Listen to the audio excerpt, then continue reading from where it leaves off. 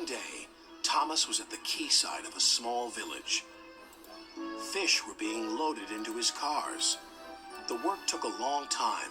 The fishermen were using old equipment, and Thomas was worried. I'm going to be late for Henry at the docks. He won't like this. Please hurry up. Thomas was rudely interrupted.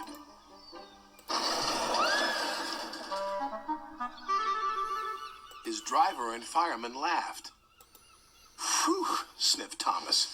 What a pong! He was glad when they were speeding along the beautiful coastal run. Then they saw a man waving a red flag. What's the matter now? High tides are damaging the track, reported the man. I've marked the spot. We'll go and inspect, said the driver.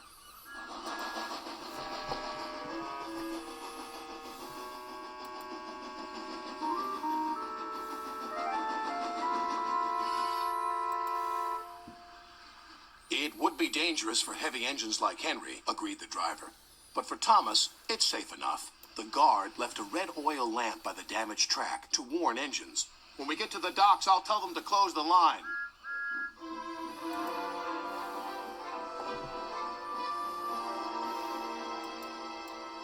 Henry was waiting for Thomas's cars. Henry was waiting for Thomas's cars.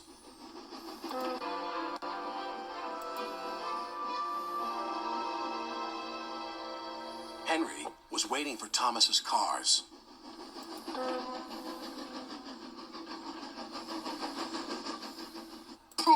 You're late, and that smell is making me ill. It's the fish, replied Thomas, and there's danger on the rails. That's why we're late. Ha! You're the only danger on the rails, Thomas. Now stop wasting time and get your cars hitched to my train. Thomas's driver and fireman were in the yardmaster's office when they heard Henry's whistle. He was steaming out of the station with his long, heavy train called the Flying Kipper.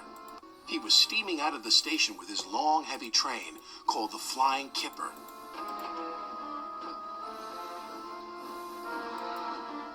What route is Henry taking tonight? Asked the driver. The coastal run, it's the quickest. But I told you, gasped the driver. That's dangerous for a big engine like Henry. The yardmaster quickly phoned the signalman. Henry roared past the signal box. I'll soon make up for lost time. The signalman couldn't hear the warning.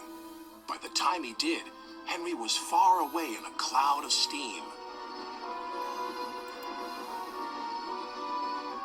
But when Henry reached the coastal track, his hopes for a fast run were dashed.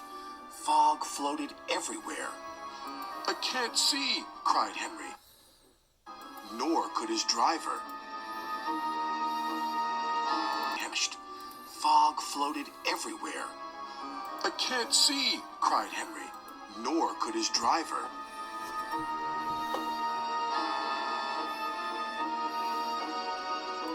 And when he could, it was too late.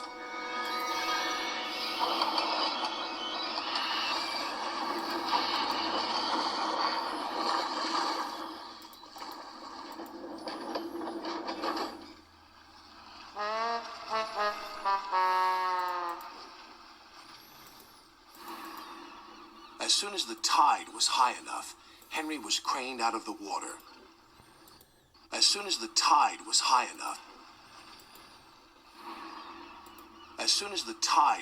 enough, Henry was craned out of the water. Engines don't swim, Henry. You were meant to deliver fish, not swim with them. You should know that by now. Yes, sir. I'm sorry, sir. When Henry arrived at the docks, Cranky the crane looked down on him. My, Henry, I expect you'll have some fishy tales to tell. But take my advice, have a long hose down first. But there was worse to come. Look, they've caught all this fish and a green whale, too. It's not a whale, it's a monster. Henry was most upset. Thomas now felt sorry for Henry. Come on, your driver says it's time for a nice washdown. Then you'll feel much better. And Henry did. I'm sorry I was rude to you, Thomas. That's all right. But can you smell something? What? Fresh air, Oh, yes. replied Henry happily.